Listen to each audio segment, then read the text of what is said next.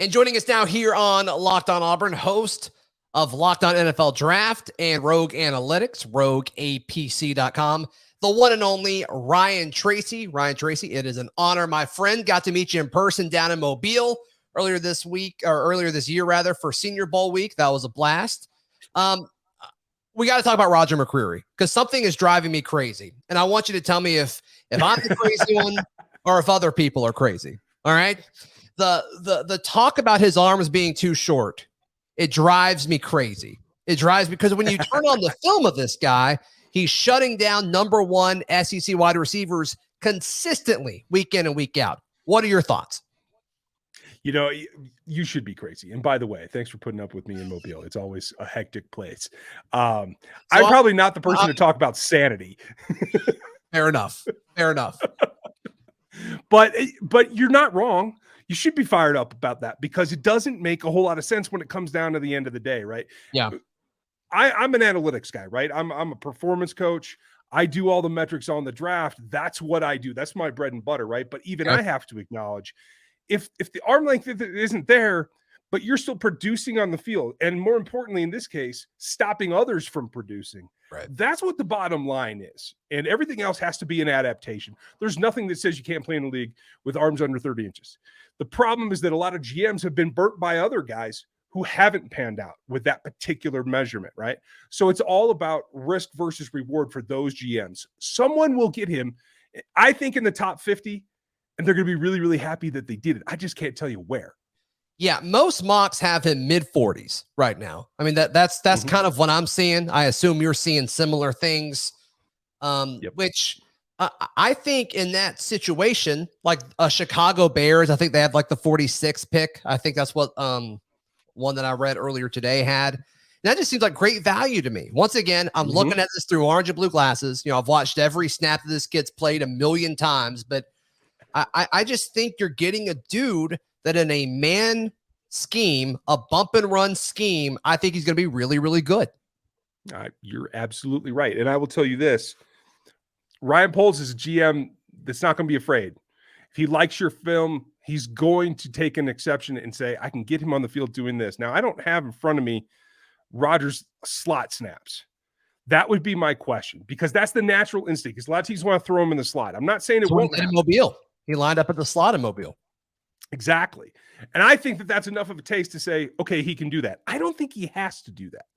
That's my personal opinion. It's the turn and run for me that I think is a little bit more like, I got to make sure that that's enough because when you get up against some of the longer limbed wideouts that you're going to go against, depending on which division you land in, that could be a very, very long season. In other situations, it's not. I like the Bears fit. I like the Chiefs fit. The Chiefs love to play press. You know, that's kind of my bread and butter, right? That's the team that I cover on a daily basis. And I tell you, they have minimums as well. But that tape might be enough to make them bend that rule. I can't say that it's going to happen, but that's what it'll take, basically. If you're going to get up into the first round, it's going to take somebody probably breaking their own rule. So at slot last year, according to PFF, he had 33 snaps.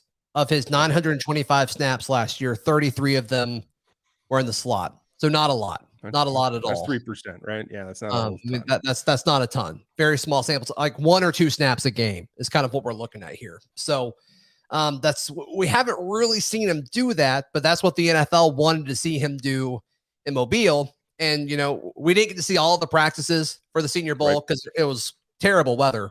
Monsoon season.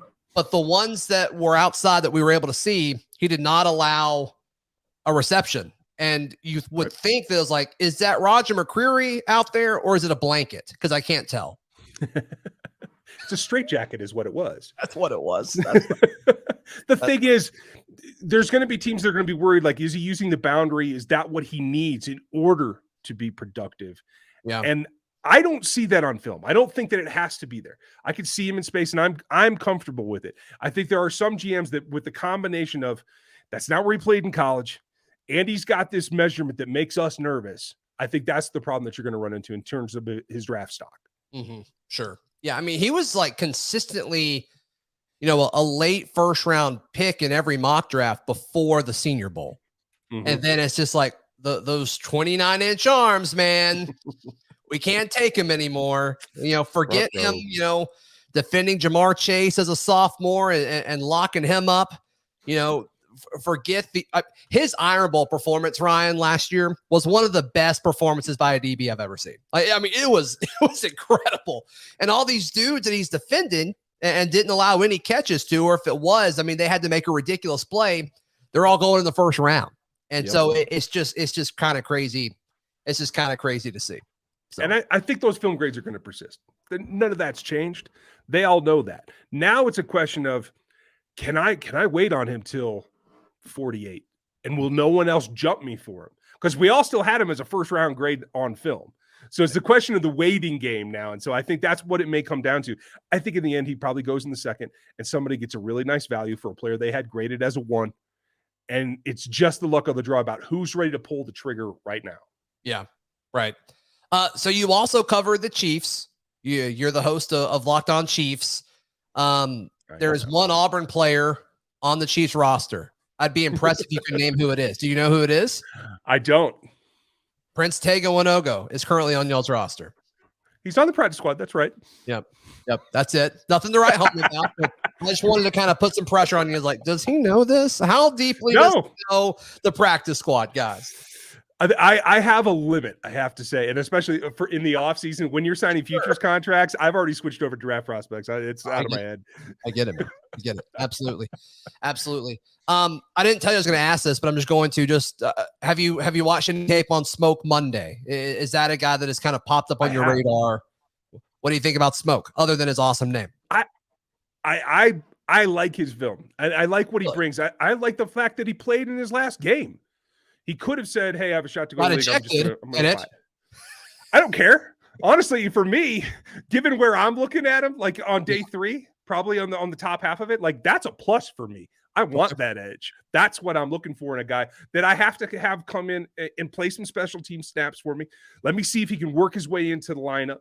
That I love because that's the kind of guy that I want.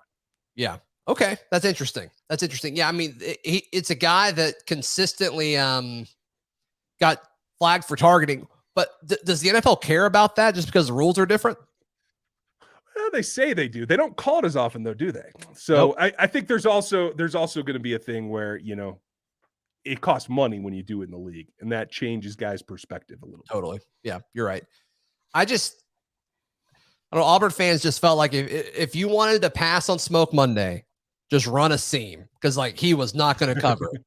Like Smoke Monday against Penn State last year. It's just like that dude's not going to cover the tight end. He's just not going to do it. That's okay. He does other things that you can use him for. That's right. Send him in like a missile. Right. How deep do you go? Have you watched Zakoby McClain? Have you watched any of his tape? You beat me there. Okay. All right. Yeah. Probably not going to get drafted. But left early. Led the SEC in tackles. Good for him. But yeah, that's a plus. That's probably not an NFL player, but that's okay. Ryan, thank you for your time, man. How can people check out everything you got going on? And that is a long list of things. It is. There's so much. The Twitter feed's the easiest way at Ryan Tracy NFL. But Rogue APC is where the Matrix is, where the draft guide is. We post stuff over there. And then please listen to Eric Crocker berate me every day on Locked On NFL Draft. It's fun. You guys do a great job. Seriously. Thank you, buddy. I appreciate it. Thank you.